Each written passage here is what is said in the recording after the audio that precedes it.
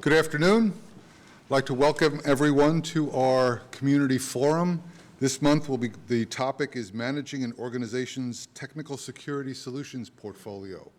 We have members of our CISO class here, and we have other folks who have affiliations, associations, or history with Harrisburg University, and I'd like to welcome everybody. Our two presenters today are Tom Blauvelt and Kevin McPeak. Let me give a word of background to our speakers. Kevin is a semantic security and mobility architect who is focused on supporting the U.S. government customers. In this capacity, he serves as technical SME for reputation-based malware filtering, endpoint management, endpoint security, data loss prevention, encryption, mobile device management, mobile app management, secure mobile content delivery, and new defensive technologies. Kevin has 2 Masters of Science degrees, with one being earned at Johns Hopkins and the other being earned at Virginia Tech. He is also currently a part-time PhD candidate at Virginia Tech's Northern Virginia Extension campus. Prior to working for Symantec, Kevin worked for several systems integrators to include CACI, Lockheed Martin, and Alpha Insight. Additionally, Kevin is currently an Army Reserve warrant officer with over 22 years of continuous service. And in that military capacity, he is a veteran of both Operation Enduring Freedom in 2003 and Operation Iraqi Freedom 2010 and 11. Tom is a security architect with Symantec, where as a thought leader, he provides technical leadership to a variety of public sector strategic programs. In his 15-plus year career as a security practitioner, he has accrued a diversified skill set, including security operations, penetration testing, solution engineering, consulting, and management. Some of his more interesting roles include work as Director of Security Operations for a large credit reporting agency, as well as CISO for a large private bank. Since joining Symantec over 5 years ago, Tom has served at the pleasure of his customers, helping them architect and implement strategies and solutions to effectively measure and mitigate cyber risks in their environment. So let's welcome these two gentlemen, and I will turn it over to them. Thank you so much. Really appreciate it. So the whole discussion around portfolio management is critical for your success as a CISO. Having the right mix of tools, properly training staff to use those tools, and having the full system development lifecycle of those tools, integrating them together in a common ecosystem to have the best and most effective cybersecurity program. A little bit about my background and where I really, excuse me, had the chance to cut my teeth on building and developing a cybersecurity portfolio was essentially luck befell me. I was working as a contractor, working at different system integrators in the Washington, D.C. area, and I got hired to be the original ISO, the Information System Security Officer, for an unclassified government network. It was actually at the FBI, and it was called Internet Cafe. So at that time, the FBI had a mature, global, top secret unified network. They had a mature global network for secret enclave, but on the unclassified side, they didn't have an all-encompassing network. They had 20 different networks that were all at the unclassified level. And when I took the position, I got to manage, from a security perspective, approximately 200 devices. I didn't even have a cubicle. I actually had one of the high chairs and a rack, right? We actually worked in the data center, and myself and some of the other engineers, we actually shared the chair. So as all this sort of merging and consolidating went on, and as a contractor, that's scary because you actually would lose your position if you merge and you weren't part of the team that they kept. But I rode that Darwinian wave of consolidations. So when I left the position, I was providing security oversight and management for 35,000 network devices. So that was my Forrest Gump moment. It really, that part of my career really taught me a lot of the things I'm about to speak about today. Tom, you want to share some of your background? Certainly. I think, if you're in IT or cybersecurity, you're part of the portfolio. People, process, and technology make up this idea of portfolio management. A lot of times we think about just the technologies, but the technologies have to be driven by people, they have to be managed by people, and processes have to be sound around them to get what we're looking for, the key objectives out of our portfolio. So I guess, I've been in IT for 20 plus years, and so I've been a part of that portfolio chain one way or another, both at the end user, sitting on the keyboard, and up to the management chain, where I was a CISO for a large private bank, managing, $1 million+ budget, director of operations and network security at a Fortune 500 reinsurance company, as well as a large director of operations at a large credit agency. And so, so this idea of portfolio management is extremely critical to success as cybersecurity professionals, and a lot of that success is going to be driven by the CISO. Successful portfolio management requires leadership, communication, and implementation of strategy that aligns with the business need. And so that's where you all, in leadership roles, will be playing a big part. One of the things as employees of Symantec, when we go actually talk to customers about their existing cybersecurity portfolio and make some, recommendations, we have to avoid what we refer to internally as a concept of saying that their baby's ugly.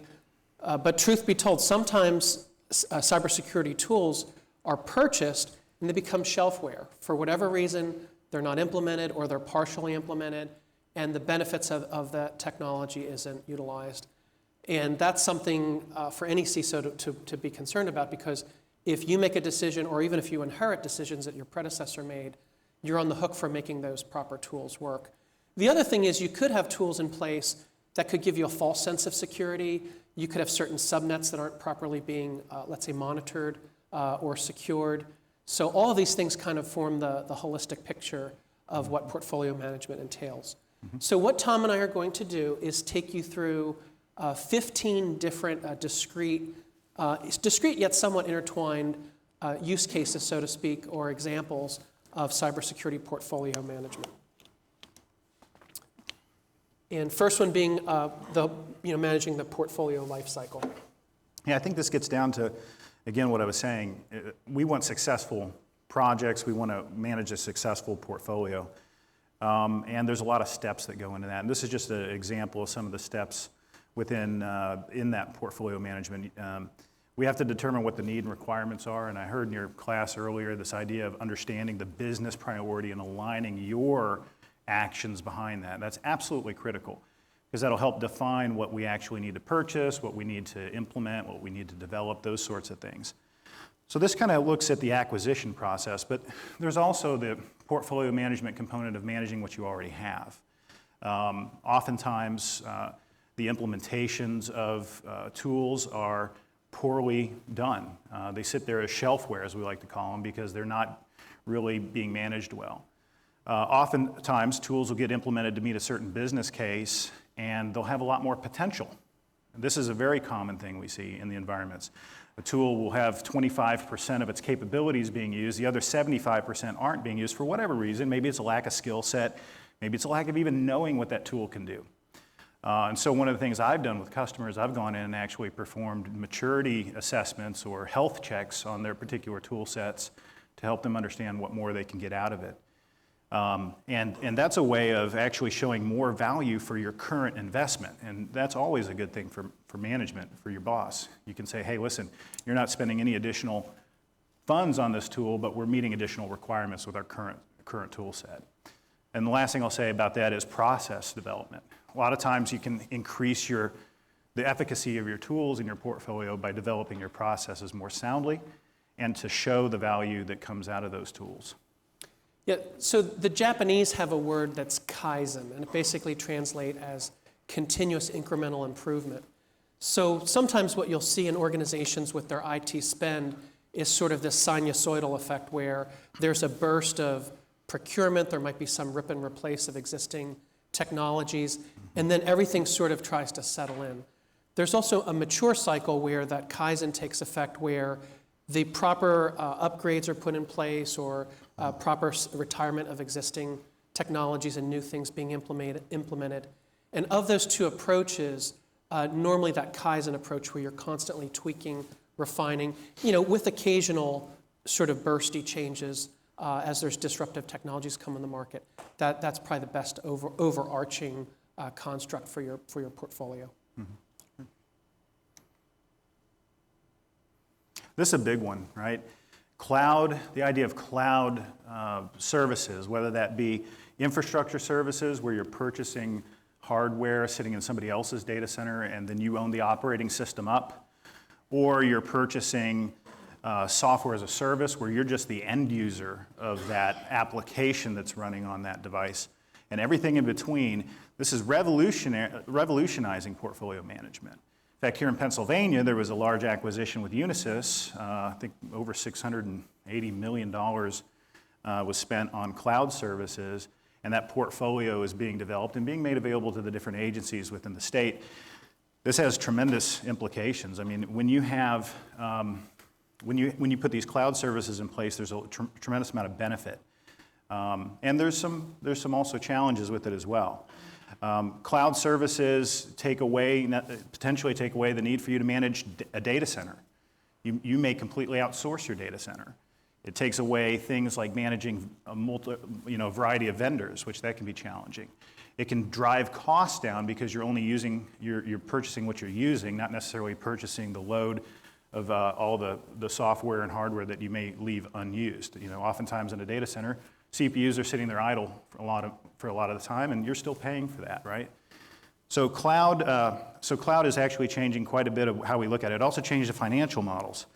When you purchase a data center and the servers and things like that you're in software licensing and what have you in your data center, you're making traditionally a capital purchase, and that's an investment in something you own. When you start to look at becoming a consumer of cloud services, you're actually moving to an OpEx model. And that can be beneficial for your organization. Your CFO may very well prefer that. And so cloud is a factor that we all have to take into consideration. It helps us with the skill gap issues too. There's a tremendous amount of lacking skill sets in cybersecurity. And oftentimes we can't find people, or if we do, they move on and we lose resources. Leveraging cloud models and managed services models, we can help with that issue. Right, and the U.S. federal government is grappling with this problem as well. The White House has directed federal agencies to, on an annual basis, have their plan in place and submit it to show where they're moving things from on-prem data centers, into cloud architecture. Certain federal agencies have really taken that to heart and are sort of at the leading edge of that. Others are a little more slow in implementing this. But here you can see the diagram from NIST, and NIST comes out with some pretty good guidance that not just for federal agencies, but NIST's special publications are really a gift to the world because they really provide some good constructs for thinking about your cybersecurity architecture and some recommended best practices. So specifically around cloud, there's NIST Special Pub 500-292, it's kind of high architecture, and then 500-299 that provides a little more depth.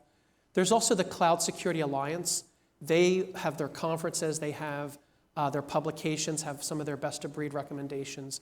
Mm-hmm. And NIST and Cybersecurity Alliance, there's actually some collaboration there because the 500-299, there's an appendix in it that's actually taken from the Cloud Security Alliance. So it will go through each part of implementing a secure cyber hygiene in the cloud and how to build out that program effectively. Yeah, and you want to pay attention to the acquisition process because it is different. For example, a lot of companies are moving to like Microsoft email in the cloud. They don't have to worry about having Exchange servers or any of that. They basically have consumed the email services Microsoft provides. Well, that may take some of control out of your hands, for example. Oftentimes, email is a target of acquisition during lawsuit, for example. You need to pull certain emails out of that and preserve those emails in a forensic fashion. Or you might want to understand what kind of sensitive data is moving through your email systems through a data loss prevention tool set. If that email server were on-prem and you were managing it, those issues are pretty well solved because there's good technologies across a variety of vendors for those security services that you want to put on top of that. Now you move to a cloud model, there's less maturity there. There's less vendors with less tools. There may not be very good tools in some of those areas as well. So you want to understand not only the services that you need to provide, but the security that goes around them. and whether or not that security meets your requirements in that cloud model or not. Could be that you have to just capitulate and accept some additional risk, or it could be that risk is unacceptable and you're not ready for a cloud model yet. So in the IT acquisition process, security needs to have a seat at that table, whether it's on-prem or in the cloud, so that the security requirements and goals and the mission can be discussed and properly understood and agreed upon in that time frame before you actually write the check or sign the contract with the vendor. So there's sort of a general consensus emerging around cloud security, and this ties in with exactly what Tom was just mentioning, but there are responsibilities that you can enforce through very detailed SLAs with your cloud providers, but then there's responsibilities that the customer has.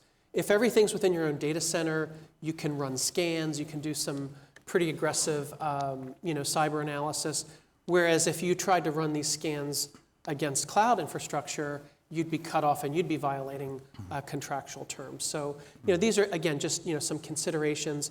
And I think we've all heard the phrase mind the gaps. So that's sort of the thing here.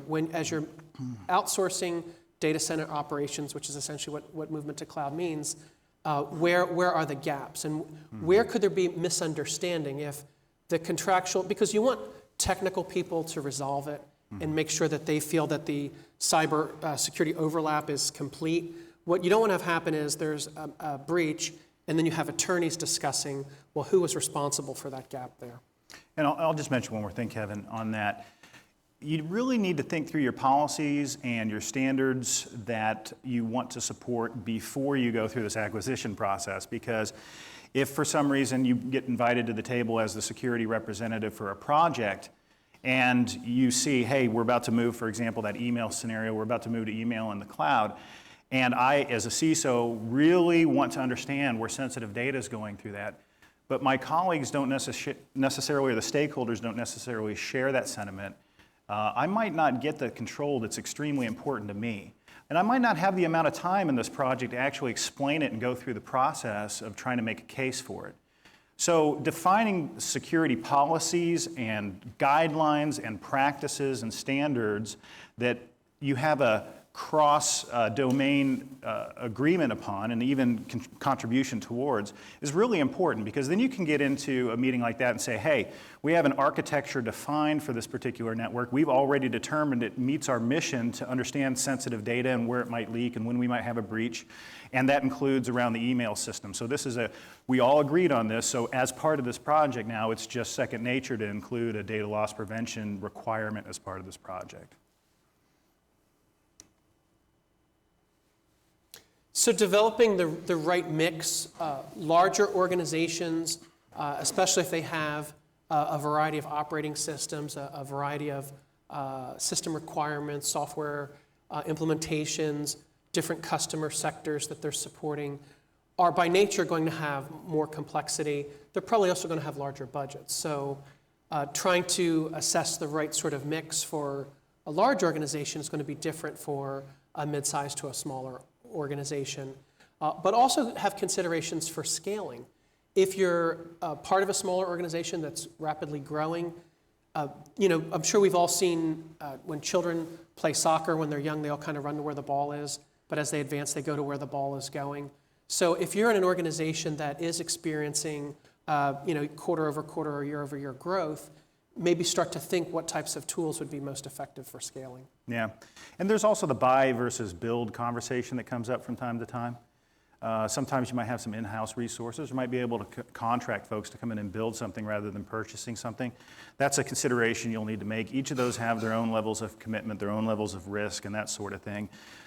There's been times where I wish that I could have built something in-house instead of bought something, because the tools available just didn't meet my requirements. Or there's times I wish I had like that scripting guru who could take some of maybe my existing tools and further that tool set to meet some of the additional requirements that I had. So that'll be the conversations in terms of the right mix. What do you want to build versus what do you want to buy? It's nice to buy sometimes because the vendor takes care of the updates and the security patches and that sort of thing. Whereas if you build, you need to have some in-house expertise, and there needs to be security around the build process too. Yeah, unfortunately, I've seen situations where a tool is purchased, it's implemented, it's being effectively used, but there's that one or perhaps those two on-site engineers that are real experts in it, and let's say they both leave simultaneously, and then nobody inherits that, or it becomes a secondary duty, so that there's slippage in the effectiveness of the tool, and it occurs relatively quickly, and then somebody could come along and sort of try to revitalize the usage of that tool and actually create an outage because they might run some scans or implement some things without the proper training. Yeah. So, all of these are part of, no organization is static. So as things are in flux, which is the operating environment we all work in, as the CISO, you have to sort of see where you're at, see where you're going, see where you've been, and then make those right types of decisions around calibration. Yeah, so managing relationships with vendors and system integrators and licensing. As a CISO, I spent quite a bit of time doing this. I wanted to make sure that those relationships were there. I wanted to make sure my maintenance contracts were appropriate for the type of service I needed to provide to the organization I supported. Vendors, depending on how much money you spend with them, can give you various different levels of services. And if you spend more money with them, obviously they'll give you better services. There's oftentimes maintenance agreements that are commensurate with how much money you spend on those. As a general rule of thumb, though, the more money you spend on a particular software or with a particular vendor, obviously the price is driven down, or should be if you're negotiating that out correctly. So make sure to look for areas where you might have some advantage to leverage that bulk purchase. So for example, maybe the state has an enterprise license agreement that they can extend to the agency that you need to look for. Maybe there's another, in larger agencies, maybe the left hand doesn't know what the right hand is doing, and maybe there's somebody else who's already purchased some of this product X from this vendor, and that you could already benefit from that negotiated price. There might be even some federal programs. An example would be the recent Continuous Diagnostics and Mitigation Program that the federal government has spun up. They've created a purchasing vehicle called a BPA, or Bulk Purchase Agreement, which they've negotiated very competitive prices from vendors such as Symantec and other security vendors on tools, and they've made those prices available to state, local, tribal, as well as DoD and federal civilian. So there's ways to potentially gain advantages from bulk purchases. Truing up and is another thing that your partners and your vendors can help you with. This is where you basically try to get all of your administrative functions into a single month. If you have 100 different products with 100 different vendors and there's true ups all throughout the year, and maybe even different purchases with the same product, come to fruition, sometime in the middle of the year. This is going to create a lot of work for you, and we want to minimize this kind of work if at all possible. So work with your partner to say, hey, I want this all aligning on what's your best month. Is it December when things slow down? Is it January? Whatever it might be, right? Work to make sure you align the true ups and the negotiations for the next year's contract and those sorts of things. At the same time. And then lastly, I'll say contracts, oftentimes the term of the contract can buy you some goodwill as well in terms of better pricing and things of that nature. Be cautious, because if you guys look like you've been in IT a while, you've probably seen the contract that you've gotten yourself into for 3 years that after 6 months you wish you could have got yourself out of, right? So just be cognizant of some of those longer term agreements. Just have two quick anecdotal stories from federal space, not the FBI, but other federal agencies I've supported when I worked for system integrators. There was one scenario where we had a pretty mature change control board that met twice a week and voted on each change, and it was recorded and things of that nature.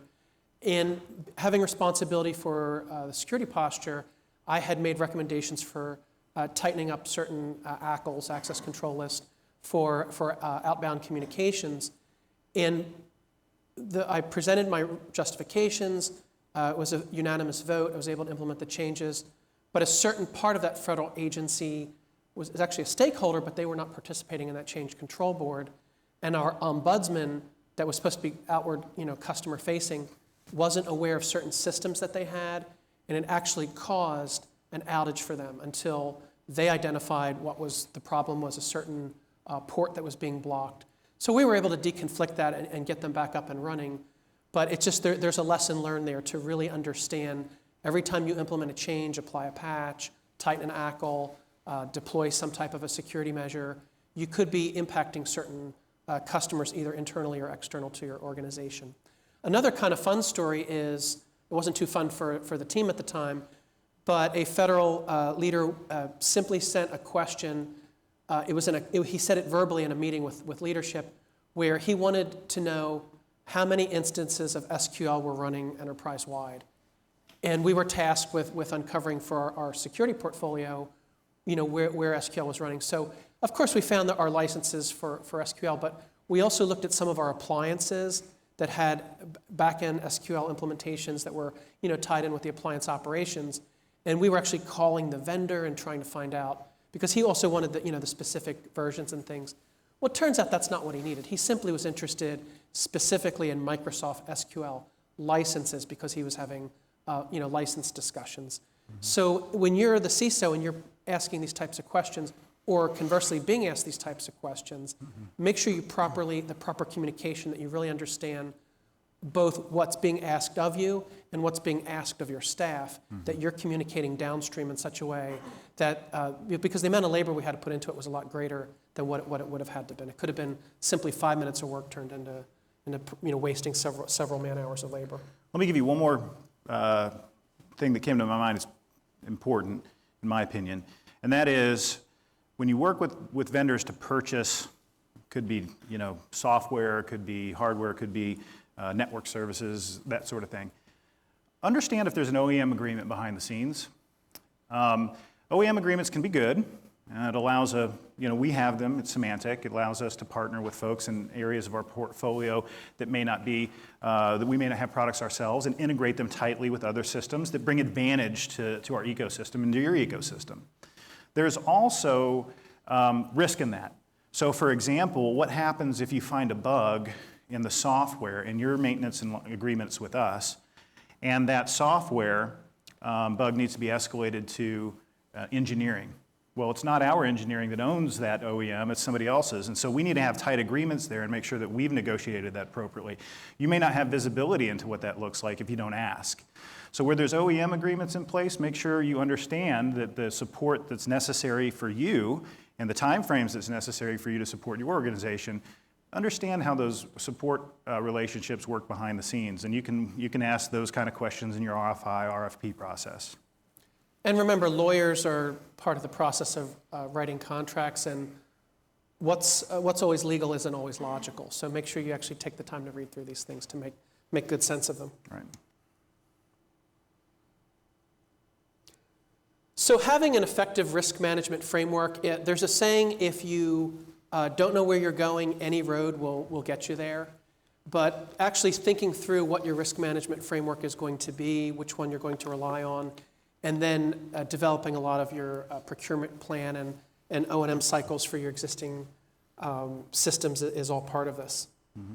And you're going to be at different maturity levels of your risk management process. Ultimately, risk management includes the business.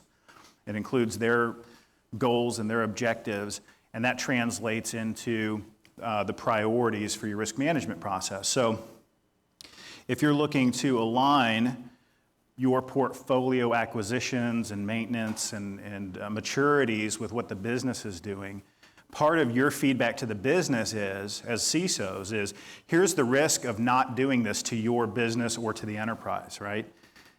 And helping to use risk metrics and risk verbiage that isn't technical, it's business level. That a business owner who doesn't, think about this, you walk into an office and it's the middle of the summer and the air conditioning is out, right? You as an office worker don't really care about why, you just care about the fact it's not running and you want somebody to go fix it, right? You don't care about the condenser or the compressor or the fluid levels or whatever is going on behind the scenes. You just want the air conditioning so you can work in the environment. It's the same way with a lot of your business folks, is they don't care about the technology vulnerability and they don't care about the buffer overflow attack. They just want the software and they want to understand the risk in terms where they can help you make a decision. So your risk management process has to take that technical stuff, translate it into business vernacular, in such a way that's simple enough to enable the business to help you make a decision. Because the business essentially is going to help you by getting behind you to fund these things and to implement these things. You're going to always need their help and their buy-in. So your risk management process that is in place has to support the communication to gain support as you move forward in acquisitions and portfolio management. Yeah. So it's nice to have kind of a model, if you will. And this is an example of something, it's semantic that we've put together, and we share this with our customers, and we brief them on this. On the left-hand side, you can see these different areas, the governance area, the secure information access, information protection, infrastructure management, and protection and security. And then we've outlined some of the key capabilities that you should be thinking about in these different areas.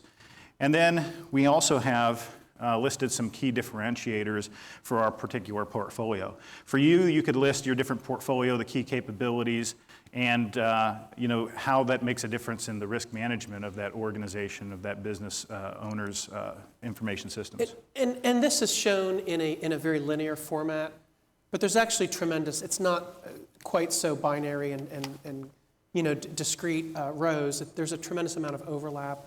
So with certain parts of your cybersecurity portfolio, you can kill 2 or 3 birds with one stone. So you almost think of it as a three-dimensional, not necessarily just a linear model. Right. So as you're building out things, you're thinking of having we're talking at a very high level, having this sort of strategic direction set up. But at the end of the day, the battles are won and lost at the tactical level.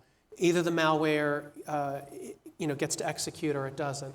Either the sensitive file has left your organization or it hasn't. Either the integrity of your data sets remain secure or they're not. Either you've succumbed to a distributed denial of service attack or you haven't.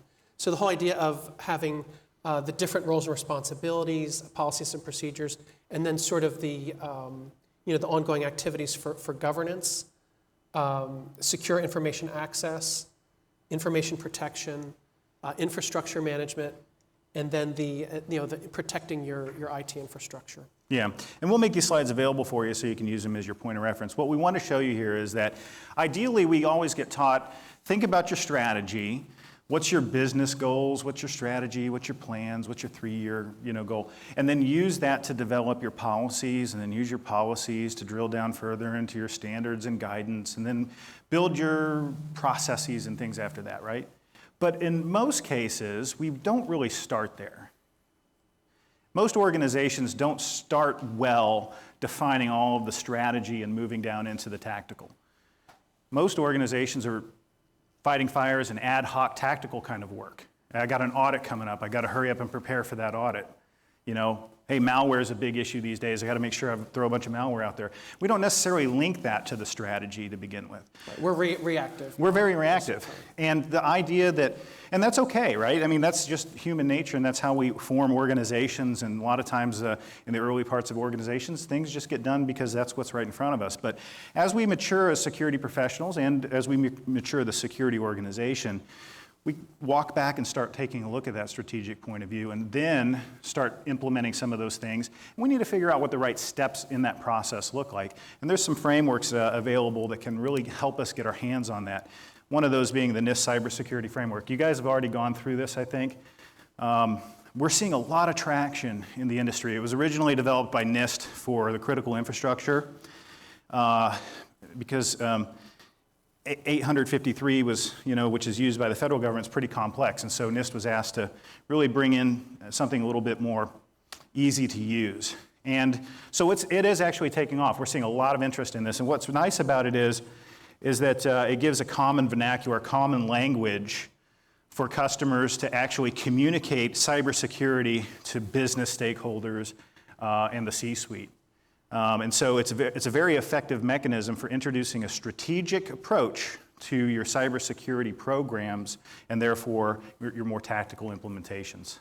Right. What I often say to a lot of our customers is, especially on the federal side, if before you felt very beholden to the 853 control groups, well, the more things change, the more they stay the same, because the cybersecurity framework, even in the NIST documentation, has all the references, and they all reference back to the control set. So, and the same thing goes for, we talked a little bit about the securing cloud through some of the NIST recommendations there.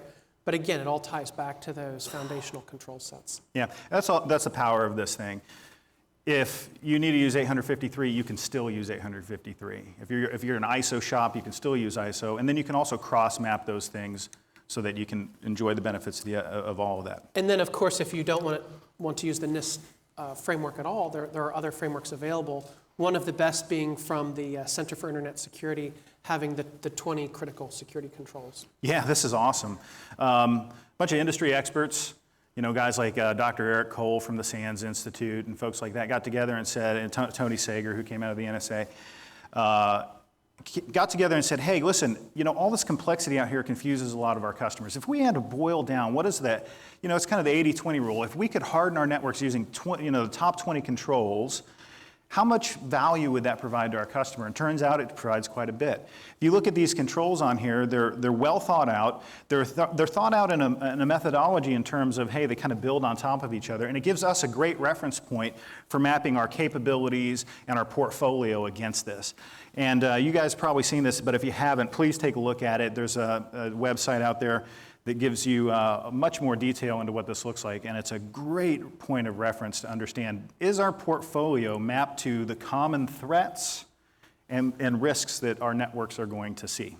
And a really cool thing, if you look at your current cyber IT spend and what you currently have implemented, and if you map those parts of your portfolio to these 20 controls, sort of line them through, okay, got that covered, you'll quickly see where you might have some gaps where you haven't perhaps organizationally thought through, okay, well, this is a gap. But then as you review your own security posture in your organization, you might have some other mitigating controls in place, or perhaps your unique circumstances of your organization don't lend themselves to a whole lot of concern about certain areas, let's say. For example, if you don't use any mobile or wireless type devices, then maybe you wouldn't have to worry about that, just as sort of an example. Absolutely. Here's an example of what we've done to map the actual recommendations. And it's no longer SANS, by the way. We've just kept that in there, but SANS moved this to non-for-profit. And then the products that we use. And Symantec uses critical controls, and we also use the CSF at a corporate level. And lastly, the frameworks here. We talked a lot about 853. And that's basically what the government and the DoD and folks use as their controls catalog and risk management process for introducing new systems into the environment. They categorize the sensitivity of the data using the CIA confidentiality, integrity, and availability metrics. And that gives them a standard set of controls that are pre-mapped out by FIPS, Federal Information Protection standards. That's a great model, right? As you can introduce a similar model in your system development life cycle and portfolio management to say, hey, here's the different controls that we have in our portfolio, and here's what we have aligned with systems that have certain CIA requirements. And if you can get an agreement on that as part of the IT process, then it's just a known quantity that, hey, we're going to have to purchase additional licenses of these tools for the different projects that we're bringing down the pike. And lastly, I'll say this. There's this piece called continuous monitoring. And I had a conversation with the Navy the other day, and they talked about this idea of they identify pieces in the aircrafts that they operate, that if that one piece or one component failed, that airplane falls out of the sky. And those are very critical to that aircraft and to the person operating it, obviously. And so when they identify those critical pieces, then they can start monitoring. They can make sure the quality on those pieces are greater. They can put redundancies in if possible, right?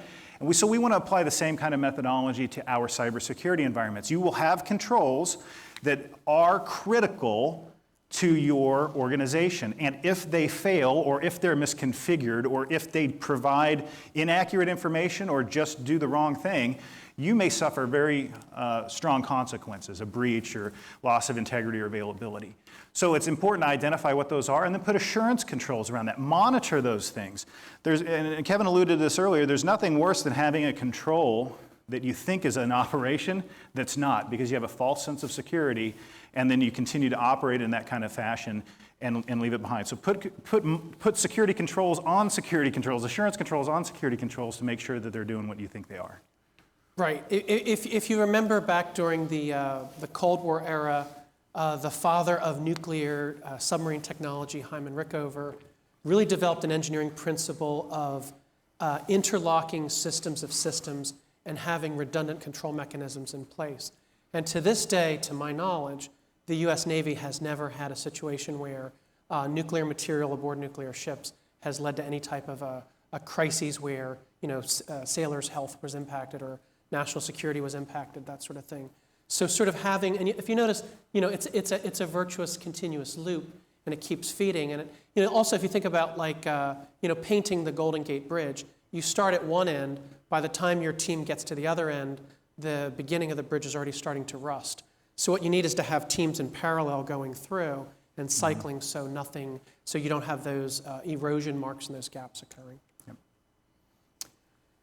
So communications, deconflicting competing interests, making sure everybody's on the same sheet of music. I gave my example of the federal leader asking for SQL licenses, but he didn't articulate it in a way that the downstream worker bees, so to speak, understood what he was really asking for. Ended up wasting time doing a whole lot of labor that didn't even give him the answer he was looking for. I also left out, by the time we got him the right answer, it was already OBE, overtaken by events, because he had already taken a best guess estimate and sent it back, because what we didn't know was he had a very tight suspense to get the answer in. I'll go back to risk management. I put in a risk management framework at the bank I worked at, and basically our job was to measure risk, and we categorized it into various severities. And we would take, and each severity had a different, if we wanted to accept the risk as an organization, had a different sign-off.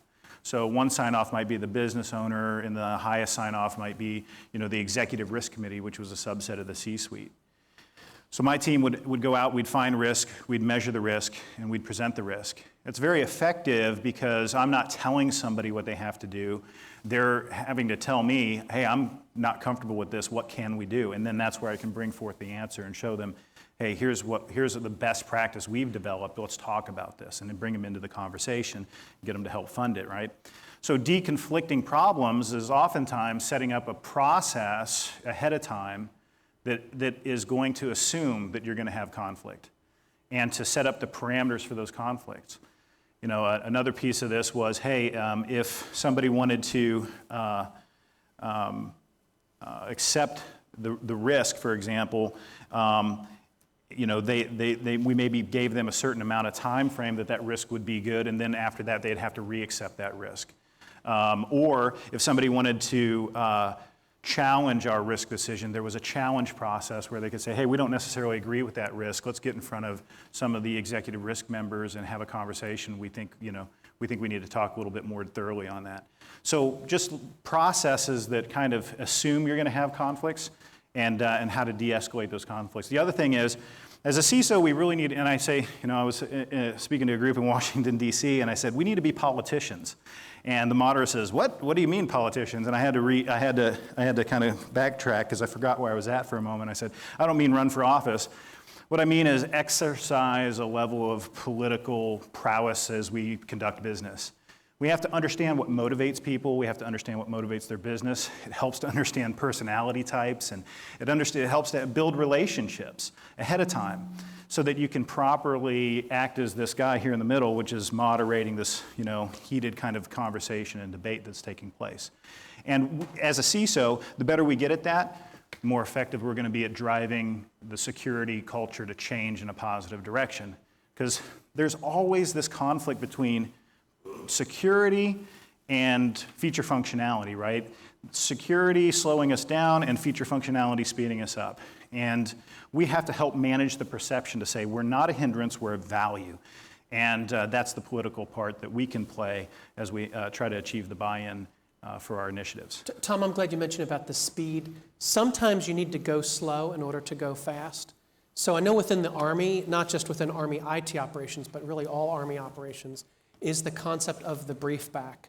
So if I'm a commander, I put out commander's intent, give some high-level mission direction, and then my subordinate leaders then give me a brief back, so they, in their own words, can sort of tell me what they heard, and then they can, once we're synchronous on that, they can recapitulate that message to their respective subordinate elements to get the mission done, but also do that brief back process. That does a lot to alleviate confusion and things of that nature. So it does add a little bit of time, and especially if there's you're overloaded with work. And I know in the previous session before lunch talked about limited resources, limited staffing, all the budget constraints everybody has. So taking the time to do these types of brief backs, it might seem like it's an additional step that you just don't have the time for. But it's much faster to do the job right the first time than to have to do rework. And if it involves a breach or some type of massive systemic compromise or a degradation of your IT operations, could be catastrophic for your organization. So please take that time. Two other things real quick. Metrics are your friend. I had a business owner who made a lot of money for the organization that I worked in, so he was highly favored. And he really wasn't listening to me. And I saw him doing some very risky things, and I wanted to be able to help him and advise him. For whatever reason, I wasn't effective. That might have been on my part, it might have been on his part, maybe a little both. So I thought, what am I going to do here? So what I decided to do was I got the Executive Risk Committee to approve me bringing a stack rank of risk business unit by business unit. And we had a methodology where we measure that, and there's methodologies out there, CVSS and various other risk scoring algorithms. And so we put that in place, and I brought a stack rank into that Executive Business Committee meeting where this business owner and others would sit. And when his risk was higher than his peers, he very quickly became my friend and said, how can I get off the spotlight here? I don't want to be the guy with the worst risk in the business unit. I want to be somewhere closer to the middle or the average, or maybe at the top, right? So that was a way to use metrics to help drive behavior in a situation there, and it actually worked really well. So think about how your metrics can help you change the culture and communicate as well. Culture is definitely king with having these effective programs. So continuing with the discussion of metrics, certainly you don't want to be making assumptions. In some activities in life, your gut feel is something to go on, but when it comes to cybersecurity, it's probably not, because the devil is quite often in the details. Having accurate assessment results is quite important, and don't just consider the metrics that are beneficial to you and what you're trying to do, but metrics that are of benefit to your peer, 360-degree management, to your peers in the organization, to your leadership, and also to those that report to you, those inside your organization and those external. A lot of times critical decisions are a result of sort of the reports and the metrics that you provide. Yeah. I remember being quite embarrassed in a federal space where I was using a certain tool that collected in aggregate reporting of endpoint to determine how many devices had antivirus on the endpoints and were the definitions current.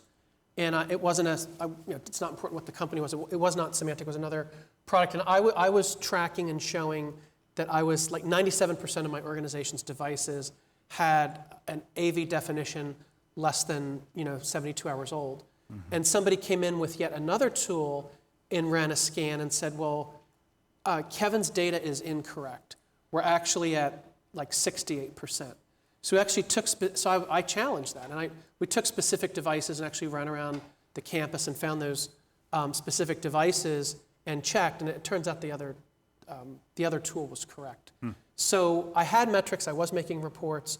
The reports were flat out inaccurate. So great lesson learned for me as a young cyber practitioner, that you have to sometimes do some spot validation to make sure. And just in case anyone technically wants to know why I was getting those false metrics, was during a communication session, if the device was powered down, it would report in as having, because as soon as it started that handshake, it would tick it as updated, but then if it would basically corrupt the AV on that endpoint permanently. So certain devices hadn't been updated in, let's say, over a year. So that's why that occurred.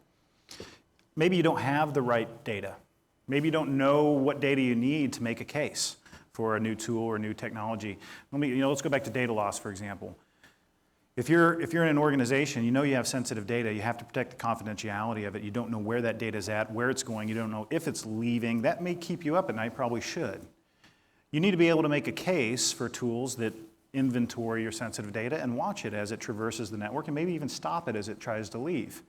How do you make a case for an expensive tool set when you don't have any data that something like that's happening, right?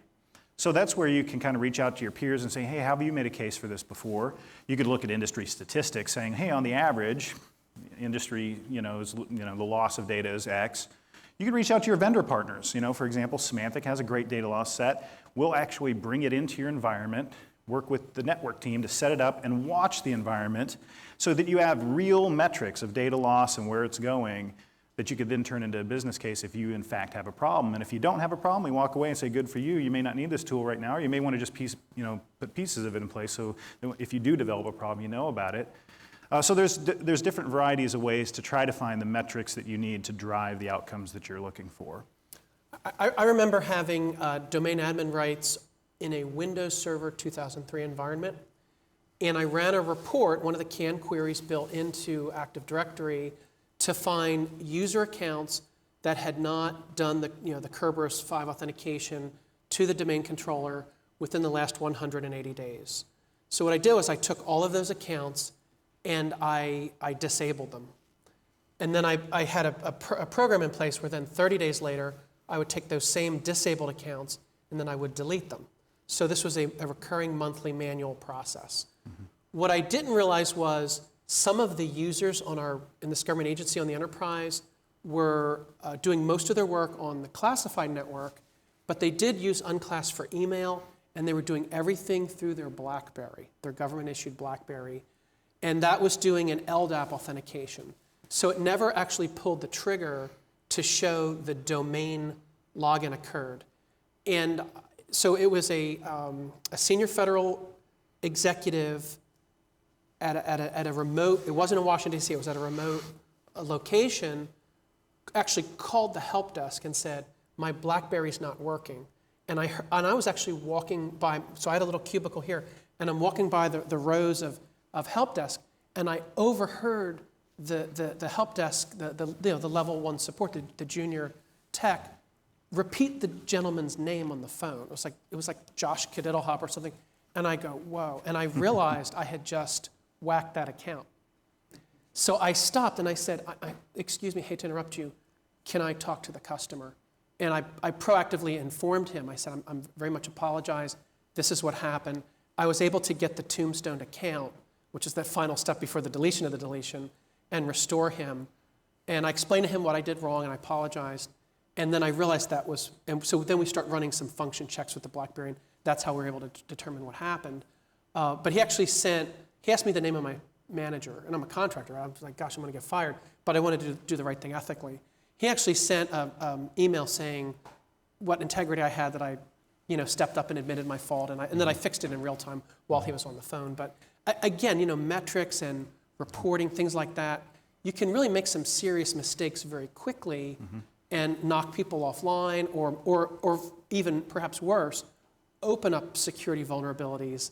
You could apply certain settings that you're thinking, okay, this will harden the organization's security posture, but in fact you're actually increasing the attack surface, or maybe you're shrinking the attack surface but opening up certain areas. So really having the right reporting and really doing the right analysis and looking for those downstream secondary and tertiary effects that could occur when you implement these types of changes. Yeah, awesome. I mentioned earlier, be a politician, right? What I was saying essentially was build relationships, understand the business process, and work to understand the people you're working with. Here I'll say be a marketing expert, okay? You have to be able to market your work. Part of metrics is your successes. Here's what we are doing to provide value. Here's what we're doing to improve over time. Here's why your investment matters. Part of it is to say, I need additional investment. I need additional resources. I need additional support from you. So think about what key metrics that you want to put together in those packages, your metrics package. Figure out what level of the organization deserves those metrics. You may need some for yourself to understand what's happening within your teams. So you know if you have resource issues or those sorts of things, or if you're having more events, incidents than you can manage, it'll help you identify, do I have some MSS needs here that can kind of help me out when I, those sorts of things, or can I spin up additional resources in my cloud when I'm hitting, certain levels of consumptions? How am I doing on my staffing? Those sorts of metrics may be important to the CISO. But your bosses are going to need metrics as well, and you're going to want them to have. The business owners might have metrics. And what I think is you should go around and talk to those business owners and say, what would be important metrics for you? I mean, here's some ideas I have. We measure risk on application by application basis. What if all the applications in your portfolio, I could bring you a risk and the major risks within your organization. We can work on a plan to mitigate those risks in the amount of time appropriate for the risk. What about, and then try to get meetings to go over metrics. A lot of times we'll take these metrics and say, okay, I've got this package of metrics that's going to upper management, it's going to the C-suite once a quarter, I've got another set of metrics that gets put into the annual board report. That's good, but that's not great. Great is you are there, you are on the agenda, you have time to walk through those metrics, to explain them, to answer questions, and to get the support you're looking for.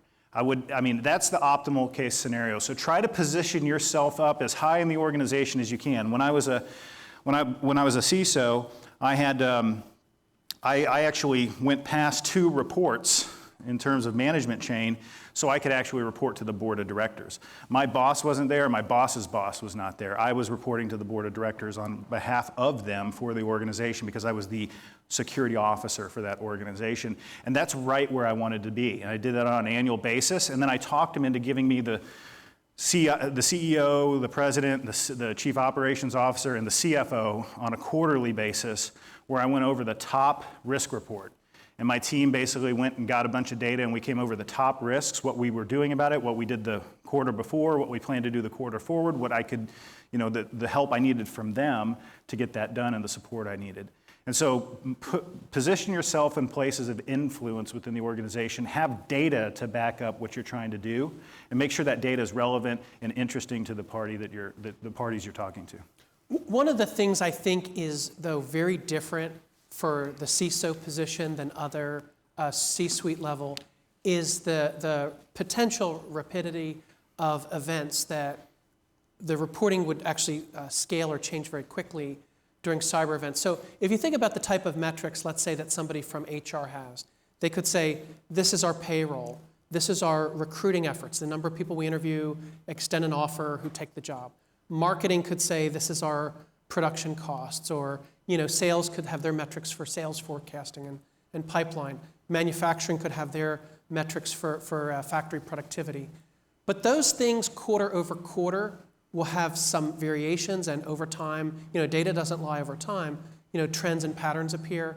But if there's fast-moving cyber events, let's say a dedicated APT is targeting your specific organization, you're not going to have a business quarter or two to figure that out. It could be something that's occurring very quickly. So also having a reporting systems, plural, in place that can demonstrate real-time changes and after-hour. What happens on Super Bowl Sunday, third quarter if there's a spike in a cyber event?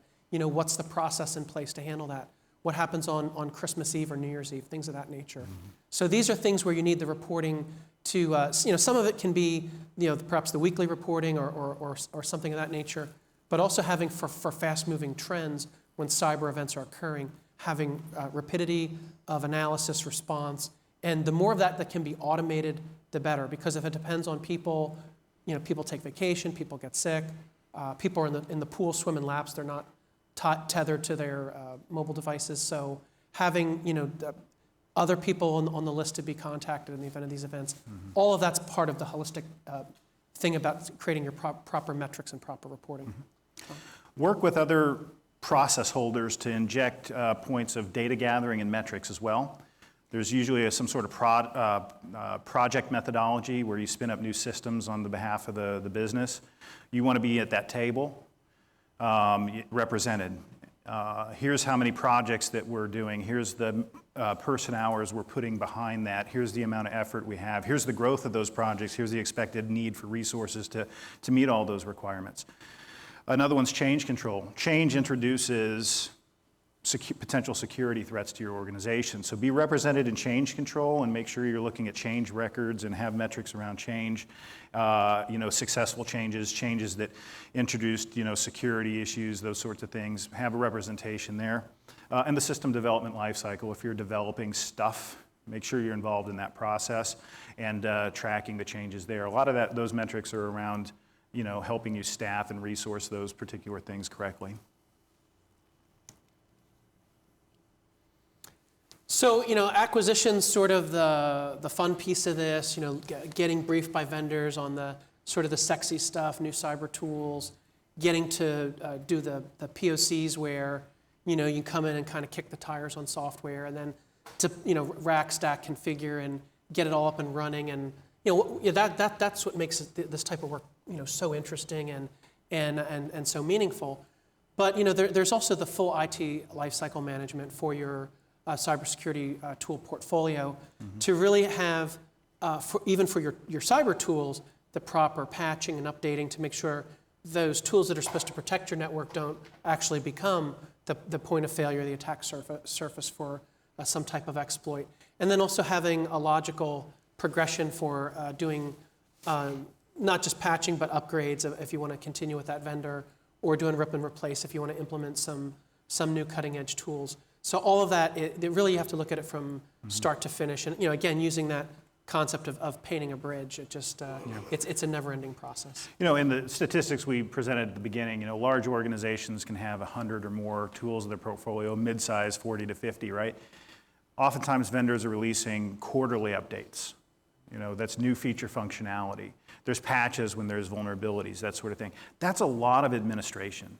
We have to take those costs into consideration, and that's why I think the cloud becomes a very compelling, in some cases, compelling game changer for us, because we can offload that to somebody who's doing that all the time. We're just the user of that service or tool, and more security capabilities are putting into that cloud model. And I think what Tom's talking about is that 71% there. I mean, the initial layout of spend for software and hardware to get deployed and implemented inside your environment is, statistically like roughly a third.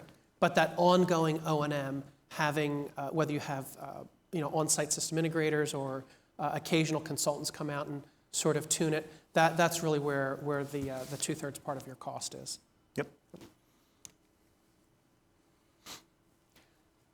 This is important. Process is absolutely why many of technology projects fail. It's also why very many security technologies actually don't secure. Take an endpoint protection, for example. Large company, decided to turn off all the feature functionality with the exception of signature analysis. Well, there's 300 million signatures a year or something crazy like that coming out. Signature analysis no longer effective against malware for the most part. It's kind of a 60-40 rule. We'll catch 60% of it, but 40% of the malware morphs and warps so quickly, signature analysis doesn't work. So in that particular case, the process for changing this was, ad hoc. The person changed it, tremendously decreased the security by that one change, and it resulted in a breach and an incident. So the right processes have to be in place. Data loss, for example, is a great example of this. What happens when an internal employee is sending sensitive information outside the organization? What do you do? What if it was one record? What if that one record happened to be his or her own social security number or credit card? What if there's 1,000 of them? What if the employee has violated that data loss prevention policy by sending out sensitive information 3 times in a week? Or maybe the 3 times is over the course of a year. Those are processes and decision points we have to make. At some point you may say, hey, if they hit a certain threshold, that's an immediate HR visit. Or if they hit a lower threshold, that's immediate training. If it's a small level, that's just a little reminder email. So understanding the process, maybe we block it in transit. So the process is extremely important. Technologies can do a lot of things, but we have to be process engineers. We have to have good automation to this too. A lot of times we never get the process right because we haven't automated it. There's only so much of our time to go around, and humans make mistakes. Automation can occur in a lot of cases where we never use it because we never think about funding it. We never think about, I need to hire somebody who understands how to script or write some automation, or I need to bring in an automation tool set as part of the services we offer, and leverage that to do these repetitive tasks so that my process is sure. I think that, looking back on my career, I fought for processes a lot, and when I could get the processes built, I could produce tremendously cool and effective applications. So that would be my advice to you. Look to automate, don't overlook it. Look to spend money on automation, because when people think about, I got to automate, I got to script, let me see if I can find somebody who's got that skill set and see if they have a little time in their midnight hour when they're not busy doing their day job. But automation can be so effective at making sure your security process is effective, we should actually prioritize it as part of our portfolio management process. And we've all seen the, I assume we've all seen the Capital One commercial. It's sort of humorous where everything the customer wants, the answer is nope, don't do that, nope, can't do this. And then they say, what's in your wallet kind of thing, because that bank is making claims that they are customer friendly, and you tell us what you want and we'll work with you to get you there. So I think the CISO can be highly effective in making processes that the answer for the user community can either be yes, or the answer is no, comma, but here's another way perhaps, or let me understand your business process. What are you trying to achieve? Let's find a cyber secure way to achieve your business goal.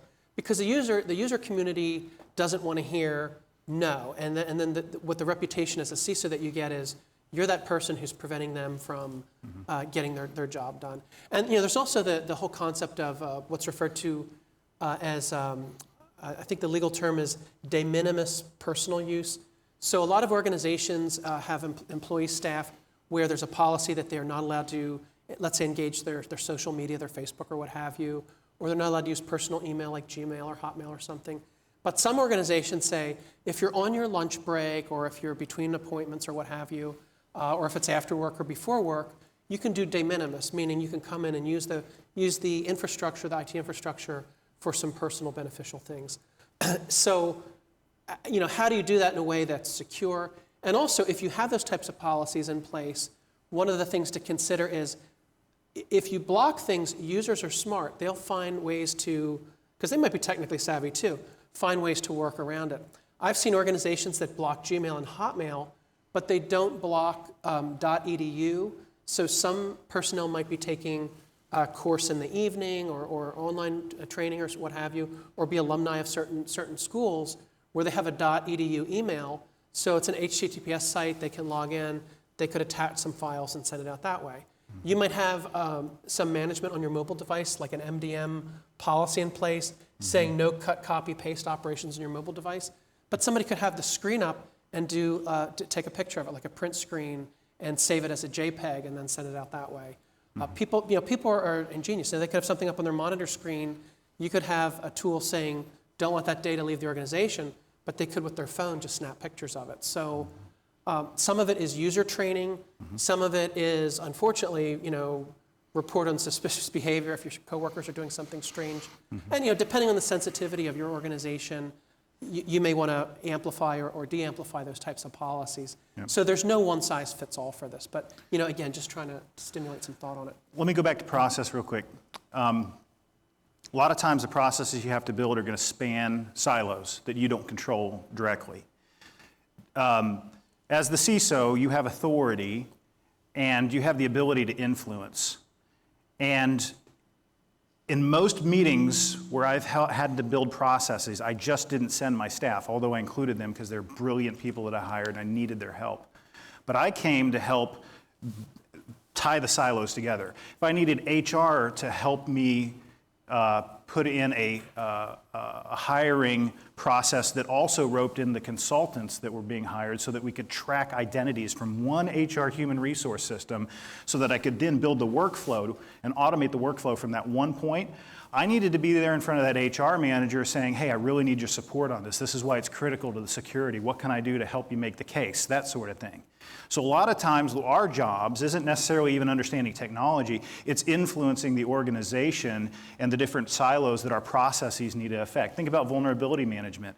You have one team running vulnerability scans, another team reporting on it, another team validating the results, another team pushing the patches or the configurations that change it. A lot of pieces come into play. With the security processes we need to build, you as a CISO are going to be instrumental in process engineering and making sure that those are documented, approved at the right levels, and that you have buy-in and support from the silos.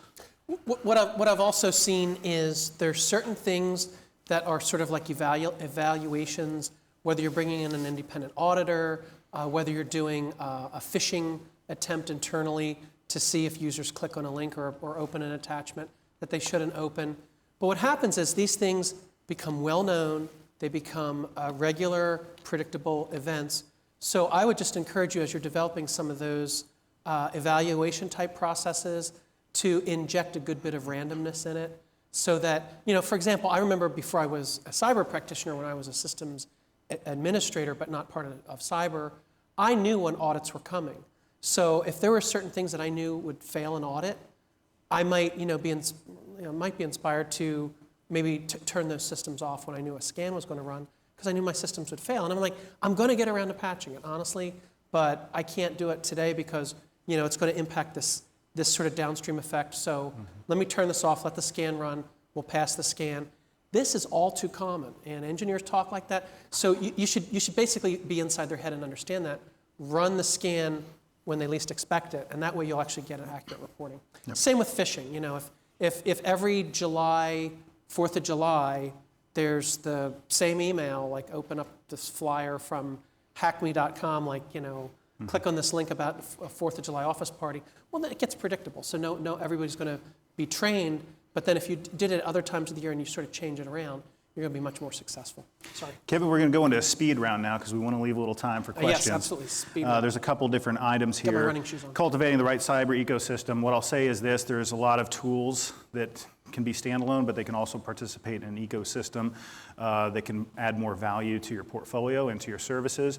Always to ask the vendor, hey, can you please give me, especially when you're dealing with big vendors like Symantec, who have a lot of tools that can help you, say, give me a full portfolio brief and tell me where the synergies are between your tools here. Not only your tools, but maybe other tools that are in my portfolio currently so I can understand how I can build an ecosystem where I have force multiplication instead of just a siloed approach there. Standalone point products, bad. Integrated tools, good. Awesome. Take this one, Kevin. So training your staff, you can buy the greatest cybersecurity tools. You can properly deploy them, implement them, have all the ingest reporting, all of the updating occurring.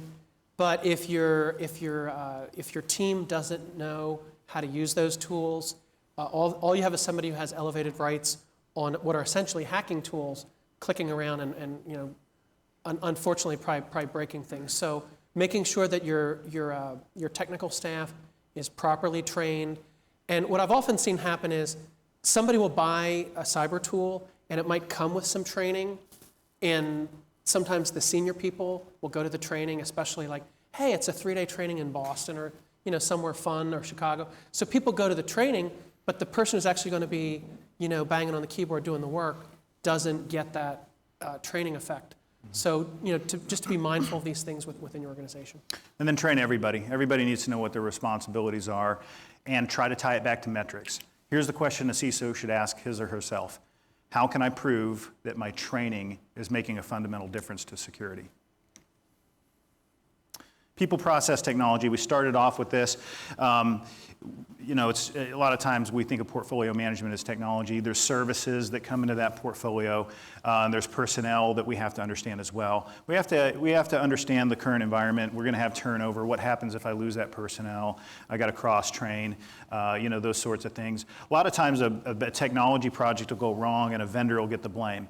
Sometimes it is the vendor, but a lot of times what it is was lack of planning, lack of process, lack of stakeholder involvement, lack of communication, lack of clear documented deliverables, lack of clear accountability, and lack of skill sets within the team or the project, or just not seeing, or lack of scoping it appropriately. You look at like the IRS. Was it back in the 90s, spent $2 billion of taxpayers' money for a failed multi-year plan because they tried to do it all at once. They didn't break it into sizable components and do it right. One of the things that they show us in the Army is you can delegate authority, for decision making, but you can't delegate responsibility. As CISOs, your responsibility is to be that sort of forward-leaning in the foxhole thinker on cybersecurity, be that strategic thinker, thought leader on implementing your organization's cyber program. You can't just say, well, this failed because we had a system integrator in and they didn't, they were supposed to do this job. You have to have, again, tying back to those metrics, making sure that they're trained, that they're giving you accurate reports, that it's the right reports and that it makes sense. Great. So the evolution of adversaries and what's been occurring, I can remember in my career, the old motivation was if you could hack into a system, whether it's a university, state government, U.S. federal government, big corporation, and if you could deface their website, like put a picture of Snoopy dancing or something like that, within the sort of hacker community, you could get some cyber high fives because you were able to hack in and demonstrate your sort of offensive cyber prowess. But people realize that there's money to be made if you can get inside of government or corporate networks. Mm-hmm. So it quickly led to cybercrime, where the goal wasn't to be splashy and noisy and sort of brag, but to go in under the radar through stealth to either do intellectual property theft, steal blueprints and plans, and then sort of sell it overseas so things can be made over there that could have been made here. There's things in the news you'll see around stealing patient and medical insurance credentials to go get a medical procedure that somebody can't afford. All these sorts of things you wouldn't even think about, right, that are actually occurring. But this has, of course, led to governments looking at each other, state-sponsored, in the form of espionage, whether it's attacks on federal government, state and local government, corporations, educational institutions. Think about all the research and development. The U.S. is the world's leader by far in R&D. And if somebody can simply go in and a government entity can conduct that espionage, provide that to their own national interests, their own military, their own governments, they can save all that money. Yep. And unfortunately, it's even led to cyber war. What we've seen in the news recently in the last few years, every time there's wars breaking out between nations, usually pretty early on in the cycle of, even before the kinetic engagement begins, there'll be a takedown of the command control communications, computer systems of the other nation, or there'll be disinformation put out by hijacking their airwaves and things of that nature. We're all on the same wire, and we share the same packets, and therefore we're part of the same global internet community. And so therefore we all make a difference. Anticipating things that cannot be anticipated. I love the quote, Kevin put this slide together here. It says, there are known knowns. These are things that we know, right? Threat intelligence gives us that. We understand what our current threats are. Our IDS, IPS are loaded with those types of technologies that tell us that. There are known unknowns. That is to say, there are things that we know that we don't know. So for example, we know that state sponsors have malware they're developing today. We know that they have malware. We don't know what that signature on that malware is. We don't know the attack vectors or maybe even the industries they're going after today. I'll give another example. All the tragic concerns and social unrest, let's say in Ferguson. So Anonymous made it well known and well understood that they were going to target Missouri state government and Ferguson Police Department. But what they didn't, so they knew it was coming.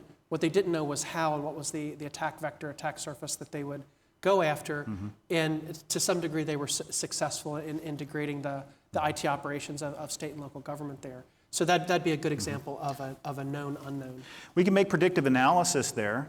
And this is, for example, we can look at the black market and see that healthcare records are being sold for a much higher price than credit card records, for example. Financial systems, we put a lot better risk management, proactive risk management in place.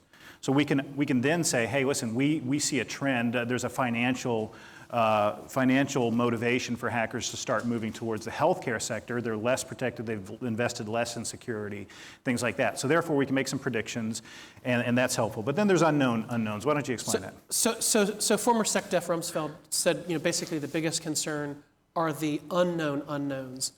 So these things can tie into, if you've done the reading of Nassim Taleb, who talks about black swan events. These are when there's interconnected events that lead to some sort of a systemic crisis that no one rationally would have predicted in advance. So if you think about your specific organization that you're trying to defend, some things are self-evident that, okay, well, these are sort of, as far as data sets go, these are the crown jewels of our organization. If these things were, if the confidentiality, integrity, availability were negatively impacted, it would destabilize my organization. As CISO, I potentially could be in a lot of trouble for having failed to detect that. Yeah. But the unknown unknowns and sort of the black swan type events are when there are this confluence of events. So maybe something here happens on an operational side, this certain thing happens on a cyber dimension, and then there's a people part of it. Maybe there's something with fueling of vehicles, or just something that if you're kind of myopic and nose down in IT, you don't see maybe that's fuzzy, the big picture of the organization, and you don't realize that if it's I'm using a lot of cliches here, and I apologize for that, but if you see the perfect storm of how the stars line up and things like that, could really sort of destabilize your organization to a way that'd be either impossible or extremely expensive to recover from. And you know what? There's things like Symantec where we collect global intelligence, and that's civilian, it's publicly available. We put it in our tools, we make it available for sale, et cetera. That can help with some of this. We can pick up signals that we haven't seen before and say, hey, this gives us a thought. Maybe they're trying to do this. And there's other things that are occurring that are beyond my pay grade. Probably not Kevin's, being as he's an Army intel guy, but the folks that are infiltrating systems allegedly and looking at plans potentially against us, or government has even pulled in Hollywood and novel authors and things like this to say, hey, you guys have a really imaginations, you're very creative. Help us game out some scenarios we haven't thought about before. So those things have even been done to try to get ahead of some of these things, the unknown unknowns. And that wraps things up. How much time do we have for questions? 5 minutes. 5 minutes. Okay. Who wants to be If you throw tomatoes at us, we'll throw them back. Anyone? Or rotten eggs. Right up, right here. Got it? Go ahead. You mentioned talking earlier about change management. We have these discussions all the time about what constitutes something going through a change management process. Meaning, what is the difference between what's the difference between something that is a normal network administrative duty and something that constitutes a true change to a production system? Yeah. Some things are pretty obvious, but others fall into like a gray zone. Yeah. Can I make two recommendations for improving a change management or configuration change control board type setting? One thing is if there's something that is repeatable, let's say, for example, Patch Tuesday, would be to have a one-time sort of like maybe with an attached white paper where a CISO could present it and say, this is what Patch Tuesday is, this is how we would like to proceed, and we don't want to have to come and vote every month. What we want it to be on autopilot. This is the process. We have a little lab, we test it, evaluate, third day we release it, update, boom, boom, boom. And what we do is we inform the change control board and the executive leadership after the fact. So we give them a summary report after it's patched. We did this, this, and this. And it becomes a copy-paste operation. But at least there's that records management piece of it to show that the due diligence was done, the proper process. The other thing I really like to stress, especially if you have a large organization, is having a member of the change control board to be a non-voting member, but somebody that's an ombudsman for that doesn't have to be an IT person, somebody who's an ombudsman for organizational interests. They don't have a vote, and they rotate, maybe every quarter or every month. So let's say you have a law enforcement organization at the state level. Maybe having, hypothetically, have a police officer come in for those meetings who could represent and say, well, I know that's going to impact certain things on the dash of a squad car if you do that. You'd be surprised at that knowledge they bring, and then when they go back to the user community, they sort of have they become a goodwill ambassador for the CISO because they understand that cyber operations. But to your larger question is how small is too small to worry about it? I would just say have maybe like a bundled because you want to capture who did what on what date and why. So maybe that becomes part of an SOP that's provided to the change control board. They can, if somebody wants to bring it up and sort of go myopic and say, well, why did they do that? They'd be given the opportunity. Then the sort of system owner who was doing those changes would be on the hook to defend why. But they wouldn't have to get permission, like mother may I, for every little thing. But you know, change control also exists to protect availability of the other systems and the impacts that those changes can make on them. And part of that's risk tolerance, right? So what's my, let's look at the impacts to my confidentiality if I don't do this change. What's the impacts to the availability if I do? Do I have a good fallback plan? Those sorts of things. It's a risk tolerance conversation.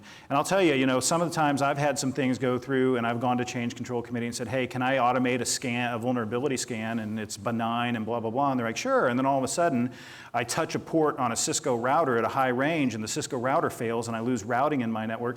I've lost a little bit of ability to have that change on an automated basis. So there's always risk.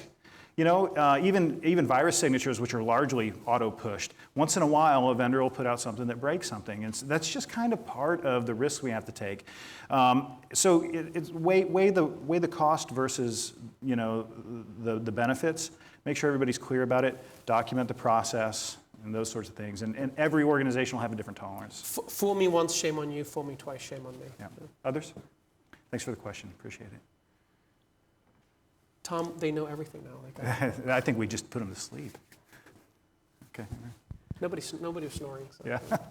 Yes, sir. You mentioned portfolio, security portfolio. How about just is a current to existing threats? So how would you balance your portfolio to security threats? Like, do you hear a new critical outage is out there? Do you go implement it, or is there a new security tool that's gonna do this magic thing?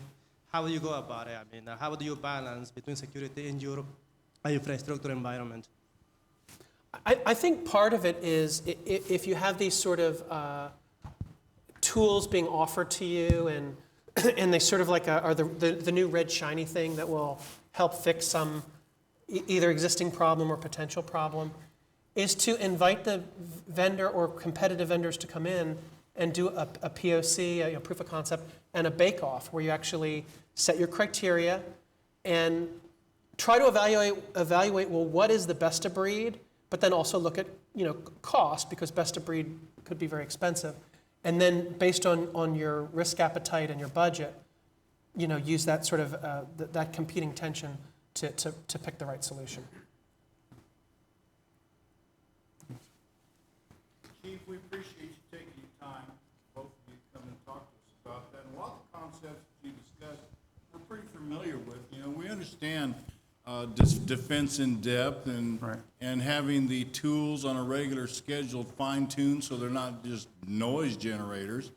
But as a state agency in our procurement framework that we have to live with, sometimes that becomes a real challenge. We know what needs to be done, but actually getting it executed, not so easy. So we understand the concepts, and we try to layer our defense so we're not just reacting way after an incident happened. We want to see it in real time, and that requires integrating all these cool toys we got. But sometimes getting both the talent that operates them and manages them on a daily basis and the specific skill sets to tune the policies that define what they're going to do for us, sometimes beyond our ability to get that dollar spent and committed and make it happen on a regular schedule. I've seen it on the federal side, as and you mentioned it, time. the state side, where you'll go in and do a demonstration or a POC, bake-off, what have you, and the customer, they get it. They're like, this tool will alleviate a lot of my problems. They'll fix, broken or things, things that keep you awake at night, sort of thing. But then trying to shepherd that through the procurement process, where there's all these sort of, Capital One, no folks that are not even IT people, but budget people and finance people. And then they'll say, well, no, go with this other thing that makes a marketing claim that they do that. That's it, exactly. I need And an they fail- they orange, fail- and yeah, they fail. they make me buy an apple. So part of it is just how do I say this? It almost seems that the CISO has to have perhaps a personal relationship within the state government of all the procurement personnel and a little bit of that water cooler talk to say, hey, I know this is going to hit your desk. I really need this. Here's why. And I'm sure there's walls and silos and, hey, I'm reviewing this. You're not allowed to talk to me about that. I get that, but it almost seems like there's a human personal dimension to at least shepherding it as far along and just kind of, maybe perhaps at some point you have to cross your fingers that those last few veto personnel don't squash the procurement. Well, everybody agrees with the concepts, and actually committing the dollars is sometimes doable, but it's the mechanics of executing the contract vehicles, because some of them are very strict, and it certainly isn't easy, and it isn't fast. And then I would say in that situation also have good rapport with the account executive that's offering that cybersecurity tool, because they might have some ability, some may and some may not have some ability to do contract modifications. So if there's certain wording that your state agency is getting stuck on, if you bring that to that account executives, Yeah, that's they can perhaps, exactly. now their corporate policy might be no, the attorneys get involved, no, we need that text in because at these 17 other states, we did take that out and we got burned and here's how. But then that becomes a dialogue. Maybe that account rep can go back to you and say, we tried removing that and here's what happened. And maybe there's some countervailing text that could be amenable to both That's a good parties. suggestion, because it's almost always just the terms and conditions that have already been agreed to and committed to, sometimes years before I need to use that vehicle, and sometimes there's no give at all on either side. And then I'm the one that just misses out on an opportunity, and I still have the requirement. And to kind of add to what Kevin said, vendors like Symantec, we want that, if you're looking at our tool, we want that to be as successful as you do. And we commit lots of resources into building relationships into our target market. So we have people dedicated to the states who walk around and have conversations from the state CISO to the agencies and everywhere in between. In fact, I was just at a